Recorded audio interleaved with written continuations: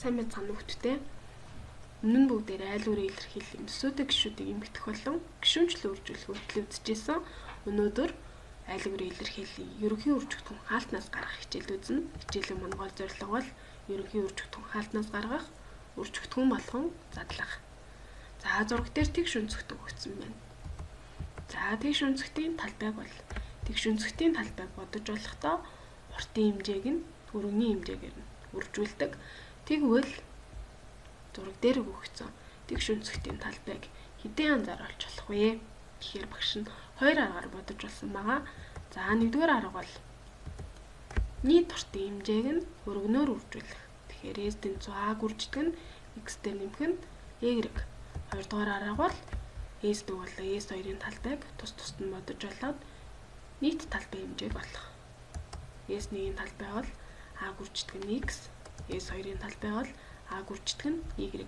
За нийт талбайг бодож болохын тулд S1 болон S2-ын талбай хэмжээг нэмэх ёстой. Тэгэхээр S тэнцүү А гүрждэг нь X-тэй нэмдэг нь А гүрждэг нь Y.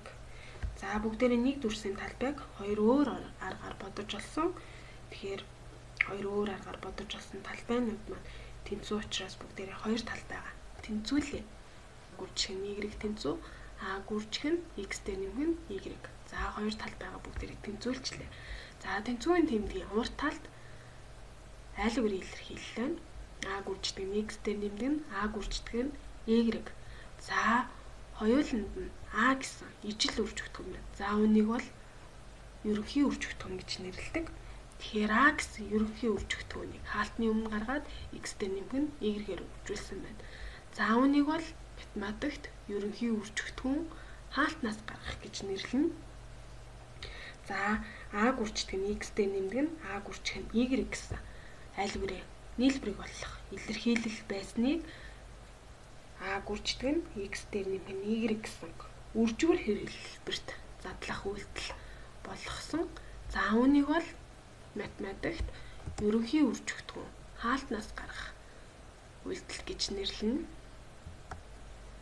За энэ эсрэгээрээ А гүрждэг нь X-тэй нэмэх нь Y байна. X-тэй нэмдэг нь Y гэсэн тоог А гэсэн тоогоор үржүүлж байна. Тэгэхээр А гүржих нь X-тэй нэмдэг нь А гүржих нь Y болно. За уг үйлдэлийг бол гишүүнчлэн үржүүлэх үйлдэл гэж нэрлэдэг. За эндээс ямар дүгнэлт гарч байна вэ гэхээр ерөнхий үржигдэх хаалтнаас гарах үйлдэл болон гишүүнчлэн үржүүлэх үйлдэл нь хоорондоо харилцан үйлдэл байдаг.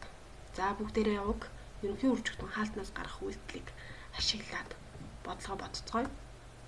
За илэрхийллийн нэмэгдэхүүн тус бүрт буюу ижил тоон үржигдэхүүнийг хаалтны гадна гаргаж үржигдэхүүн болгон бичиж болно. Үүнийг хаалтнаас ерөнхий үржигдэхүүн гаргах гэнэ.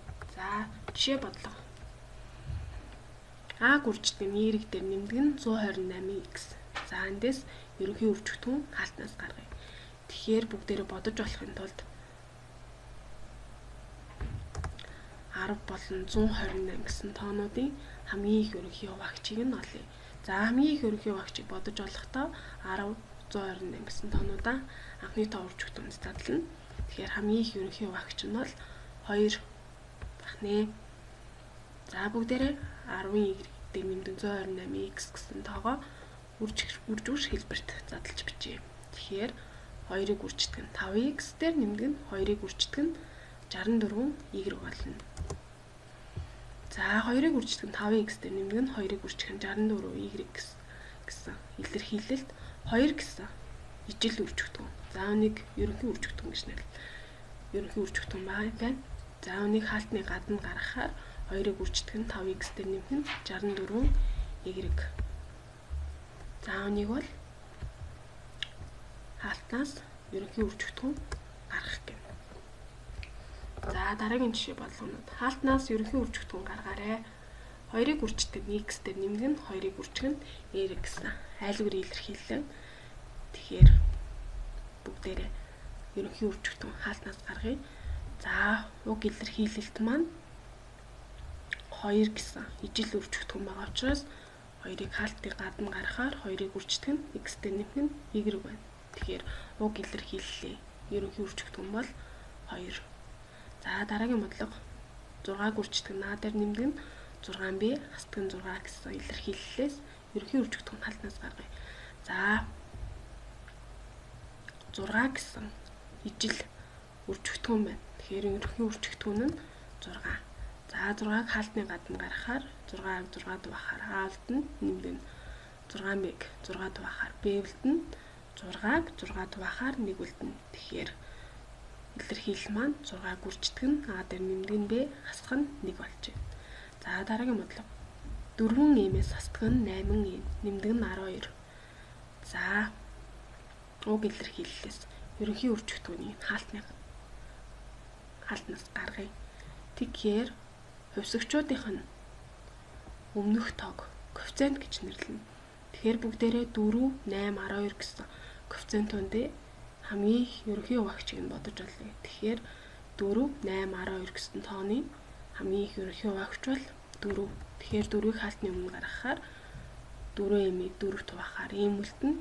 Хасдаг нь 8m-ийг 4-т хуваахаар 2n үлдэнэ. Нэмдэг нь 12-ыг 4-т хуваахаар 3 үлдэнэ. Тэгэхээр уг айлгуурын илэрхийллийн ерөнхий үржигдэхүүн бол 4 гэсэн тоох нэ. Тэгэхээр 4-ийг үржигдэх нь m-ээс хасдаг нь 2n нэмэх нь 3. За дараагийн бодлого 24a-гаас хасдаг нь 18b нэмдэг нь 36. Тоодын хамгийн их ерөнхий хуваагчийг бодож олъё. 24, 18, 36 гэсэн тооны хамгийн их ерөнхий хуваагч бол 6. За тэгэхээр 6-г хаалтны гадна гаргая. Тэгэхээр 24а-г 6 дуваахаар 4а хасдаг нь 18b-г 6 дуваахаар 3b нэмдэг нь 36-г 6 дуваахаар 6. Тэгэхээр 24а-гаас хасдаг нь 18b нэмдэг нь 36 гэсэн айлгуурын илэрхийллийн ерөнхий үржигдэхүүн бол 6. За хамгийн их ерөнхий хуваагч нь 24, 18, 36 гэсэн тоонуудын хамгийн их ерөнхий хуваагч бол 6 ерөнхий үржигдэхүүн гэж нэрлэнэ. За гэрийн дор за дараах бодлогоодыг бодохдоо ерөнхий үржигдэхүүн хаалтнаас гаргаж бодоорой. Дэвтэртээ бодоод зургийг дарж явуулж шалгуулаарай. Ингээд анхаарал хандуулсанд баярлалаа.